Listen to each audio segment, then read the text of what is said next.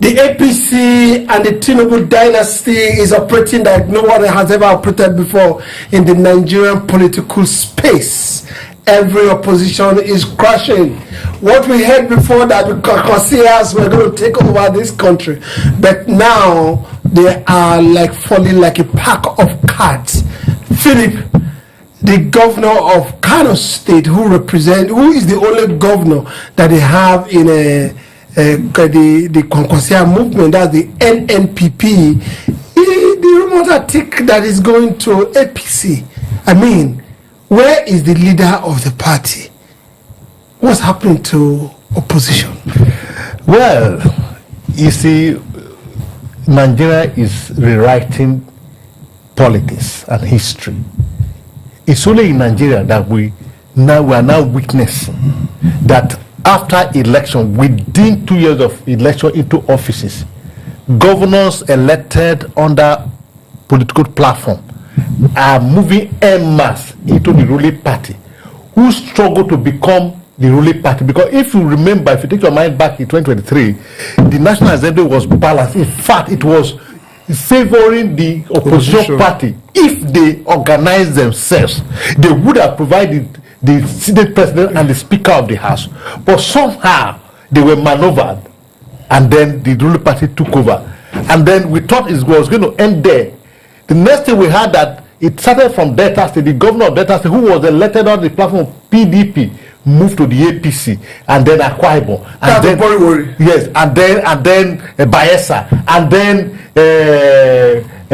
Rivers, and we hear that Plateau, who fought to Tane, who loses all his members of the House of Assembly and the House of Rep due to a fourth judicial judgment of the Court of Appeal, who against all odds stood out, because what happened to the members of the National Assembly at the House of Assembly was not different from what happened to him because what the criteria they used to remove those people from office was that their primaries was not conducted by a known party working committee in the state, but yet he survived.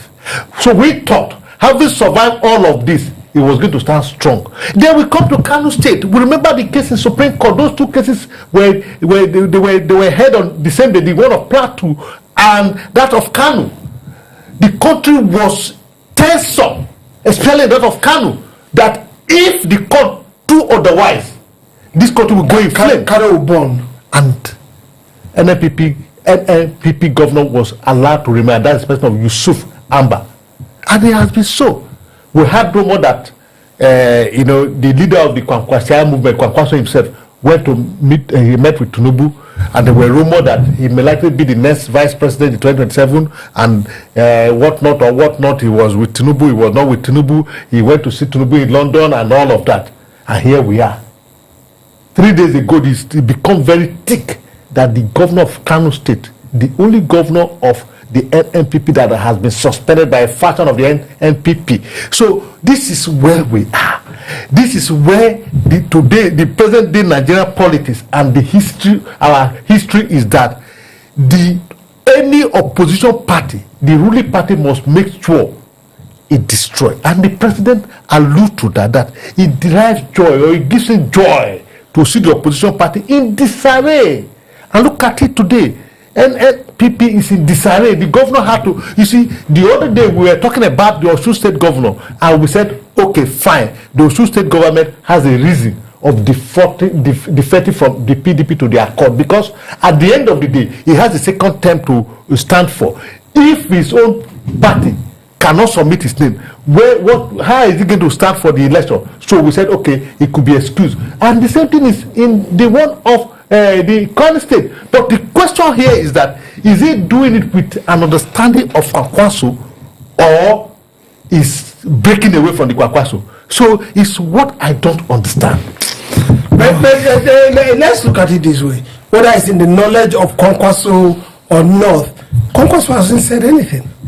No, my issue is not even Kwakwaso. My issue is the illiterate. Those that vote, they are so APC, and they have to vote APC. What happened to them? They were aware that APC is not the ballot, and they choose otherwise. Where move their mandates to who they didn't vote for, who they didn't want. So this thing is becoming irritating. The other day I was reading the newspaper, I saw in my state Benjamin Kalu, deputy speaker of the telling Oti, if he moves to APC, then he will be supported. Why are you indirectly bribing people and twisting people to join? Can people say where they don't have peace? People saw APC in these states, like data states.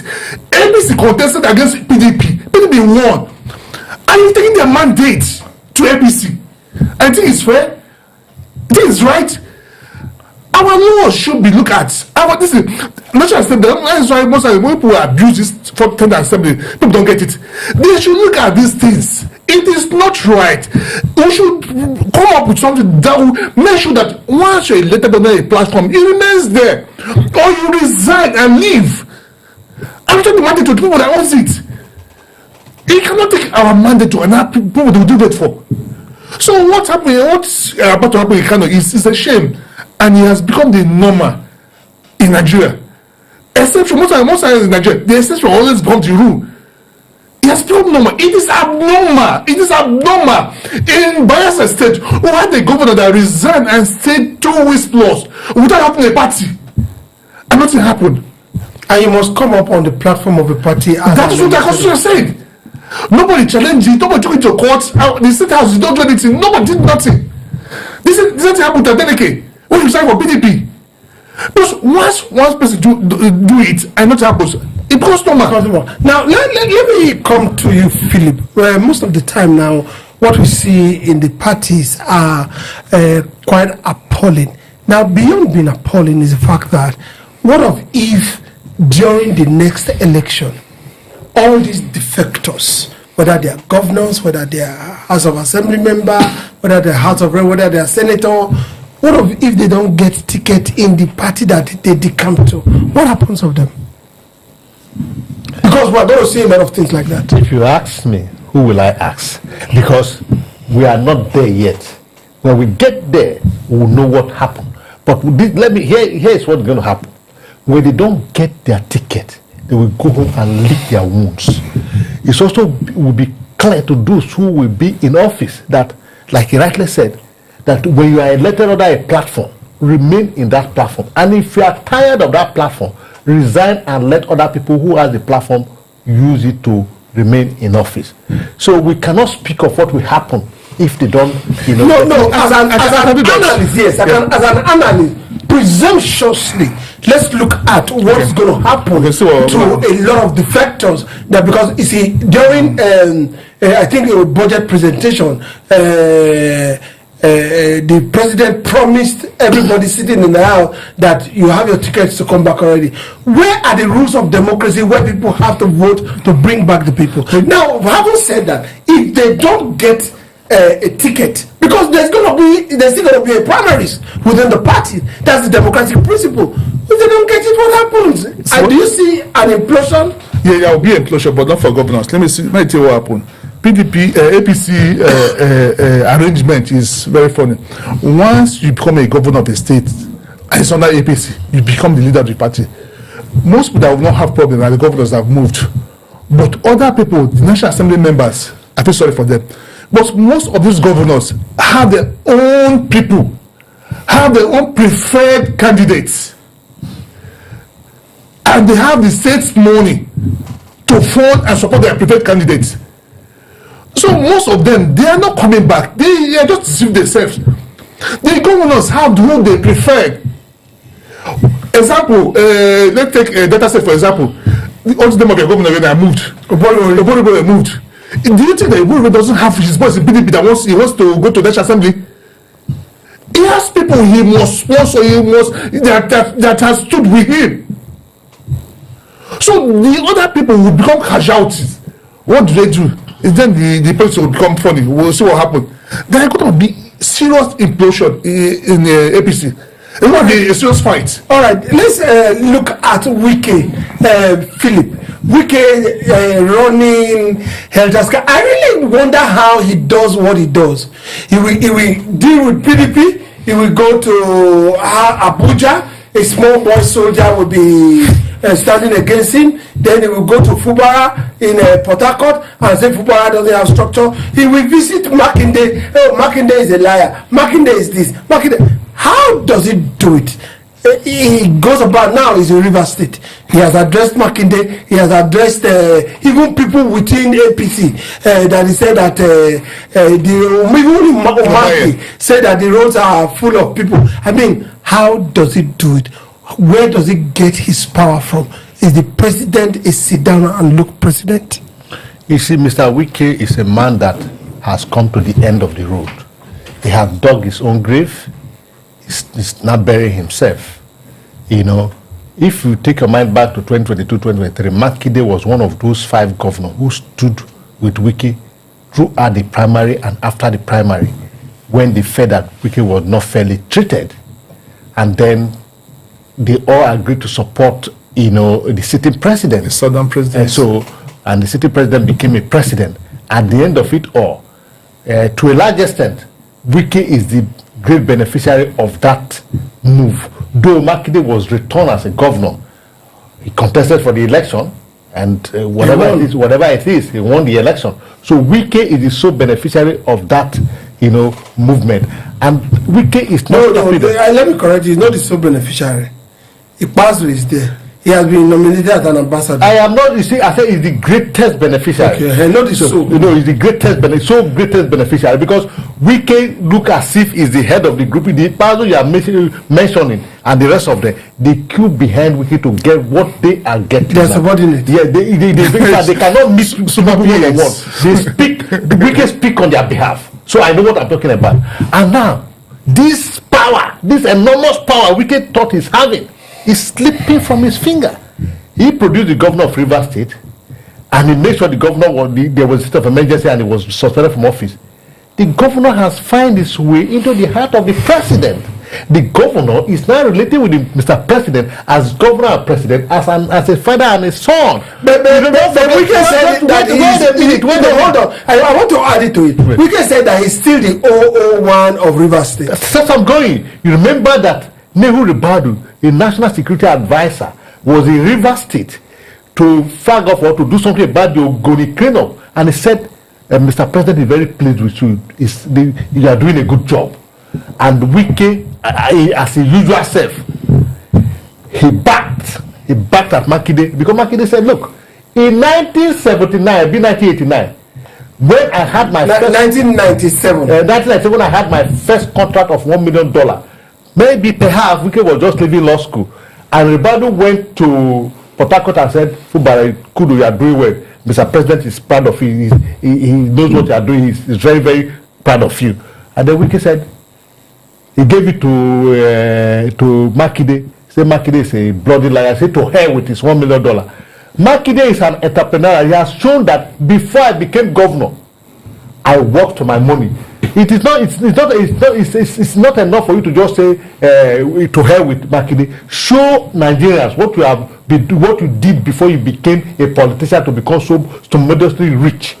Nothing to show for it. And then he took on Ribadu and then Umahi, that you call yourself that you are consulting road. People travel for 3 days, they could not get to their home. You see, that's to show you the man is losing it. I think he has a problem because he's not a team player. He don't attack member of your team in public. Invariably, he's attacking Tinubu if he's not smart. No, don't forget, he's not in the APC, he's in PDP. He's in the Tinubu cabinet. Well, I'm not even say APC. Are you sure Tinubu cabinet? No, cabinet. Who is it? Is that Minister Tinubu cabinet? Yes. Who is Ribadu? So as a team player, you don't attack a member of the team in the public. If you do that, you've attacked who appointed them. So he's showing more than he can say. And for you talking about to say Makinde is a liar, Makinde has benefited. No, but he says so to say Makinde has benefited more than him from Tinubu. He made mention of $50 billion. The actual IFI should actually brought down $50 billion. They are the same group now. Wike is the head of the group. But he said they responded. He said money release was actually 30 billion, and they should go and verify. I think there was an explosion. He said some of this part of this money were paid to the victims directly. Go and verify, and the money balance was used to correct the infrastructural decay damages that happened as a result of the explosion. And Wike that is saying you should bring proof. We want to know the cause of the breach they're doing in Abuja. Who knows the cost? Because he told us only one. Nigeria saw how wasteful he is. To use 39 billion to renovate ICC. Since then, has he told us the cost of any bridge he has built? This man that keep fighting on every front, whether he likes it or not. I'm not a fan of Fubara. For me, Fubara is the weakling. He should stand up and he should have stood up like as a man and fight Wike. Having said that, but are you supporting tyrant? See, I'm also tyrant. See, listen, tyranny. Once you're elected as executive governor of the state, you become the number one citizen of that state. Security and protection of life or property in that state becomes a responsibility. So you shouldn't allow any other person to come and usurp your authority. Well, they say, they said in Ibadan, they said Adedibu and Ladoja, they are fighting. He said the ground will suffer. Adedibu said, don't ever say that. he said this one is not an elephant. It's only one elephant. One elephant, exactly. But today, Ladoja is the king of Ibadan. I don't know. Now, having said that, let's look at Wike attacking Fubara. Now, we thought or saw some peace moves that were made and collaboration, but all of a sudden so many things have broken down. And he said, before you got to the president, I was with the president, that I'm the number one supporter of the president in this state. But as we've seen, Fubara has learned to keep him quiet. How long is he going to keep him quiet? You see, this is where I will differ when he said Fubara is a weakling. A warrior, all warriors had their own strategy and their game plans. Fubara found out that when he applied the same strategy with Wike the last time, it didn't work. He lost out. So food that does the same thing, exactly. So he had decided a new strategy. He's dying and whining with Mr. President. Whatever they discuss remain there. You know, Mr. President is a shrewd politician. He can use everybody here to knock themselves to get what they want. You say, well, I'm the one that will know what to do. So Fubara had decided to remain himself while the battle raged. As it is today, the battle is beyond Fubara. Wike had called into so many battles. He has Umahi to contend with, he has the NSA to contend with, he had Makinde to contend with. And then Fubara will just be watching and be doing his thing. Senate president to contend with Akpabio. And then Fubara will be doing his thing. Before he finished those battles and called to Fubara, Fubara is already ahead of him. And Fubara, at the end of it, just like you said, Ladoja is alive today. Where is Adedibu? Like what you said there, they say Fubara is number one. Fubara say he was number one. He was when he was governor of the state. If you remember. Maybe he didn't know. Now he's not done on him that he's no longer the governor. Maybe recently we soon done on him. Now there is 001 in the state, and that 001 is Fubara. Wike should acknowledge it and embrace it and move forward. He cannot change it. There's only one 001 in every state, and which is the governor. And that governor has moved into APC. I kind of like the way, the diplomatic way the governor of Oyo State deals with issues. Very diplomatic. Yeah. He doesn't rant like a dog that is a. And that tells you people who came from the gutter and those who are refined. Yeah. You see the difference. What did Wike do you? You don't have to do me anything. You're always saying the obvious. How can a man who is a minister address press as if he's the president every other day he's in the press and he's open his mouth as if he's coming from the gutter? Watch those that came from business. Look at Makinde. He's very well refined, well educated, and when he was marshalling his point, you see it. He said maybe perhaps he didn't say he was. He said maybe perhaps he was just leaving law school. You know, he didn't say he was. He reduced him to to nothing. He said, and then after that, what happened? He became a local government chairman, and so on. And I was doing my business until I came into politics. You see, there's track records. Let me complete. Don't also forget that Wike is a lawyer. Is in the body of benchers. He has been a governor for 8 years. He has been a minister now for close to 3 years. I mean, there should be some refined. Those that come from a business environment, they know how to respect their customers. Now, for a governor, your citizens are your customers. You know how to speak right. But if you speak rough, essentially you lose your market. So Makinde was brought up in such an environment that he knew how to address people to get what he wants. Wike grew up from rank and file of politics. What is politics? As a lawyer. Politics has to do As with... a lawyer. Yes, no. For lawyers, it has to do with thuggery. You have to be sharp, you have to be fight. See, Wike is just showing a typical politician, a Nigerian politician, that has not ventured into private business. If he has really practiced law, if you would have learned how to treat your client. But a client you didn't treat well, you didn't speak to well, he will come back. Wike speaks roughly because he has not done business. You have not done business that depends on how you talk to people. Philip, all these fights Wike picks up here and there, are they necessary? That's one. Secondly, don't you think it's high time the president calls him to order? You see, Wike, this fight we are picking up from every corner, is it necessary? If you ask me, it's not necessary. You see, you should be very grateful to God because the Lord has been so kind to you. So what I think you should be doing more is to embrace people and start praising God, but you choose to be on the other side. And I don't think it's good for you. Mr. President, why haven't you called Wike to order? Mr. President is taking his time. There's room for cabinet reshufflement. And when Mr. President will reshuffle his president, I think sincerely, I pray Wike should not be one of the casualties. A lot of resources being spent by Wike because we had the former legal advisor to PDP here on this table on this channel, and he told us that Wike is a benevolent giver, and a lot of crowd is pulling. One thing I'm seeing right now is that they are forming state PDP structures in all the states. Very illegal. Don't you think the police need to put him behind bars? You say it's very illegal. Wike loves PDP. That's why he has not left for APC. Is that what I told you? He said PDP collapse. Is it the originator of PDP? So he does not want PDP to collapse. That's why he's doing everything he's doing. But that's so funny. He's a man that I cannot believe what Makinde said. Wike wants to remain relevant in what Tinubu does. And the only way he feels he can do that is to hold PDP down for Tinubu, to make sure that PDP does not bring any candidate for 2027. Yes, he has debunked it, he has denied it, but every of his action, every step he has taken is towards that direction. So you could say on that thing, and your body language is saying on that thing, what Wike has debunked, but his actions are showing that he does not want PDP to have a presidential candidate come 2027, and probably that is commitment he made to Tinubu. Philip, Wike insulted the young army officer to the glaring of everybody. It's still on the internet. But when he got to channel, he said he didn't insult him. Can we take Wike's word for anything, even at now?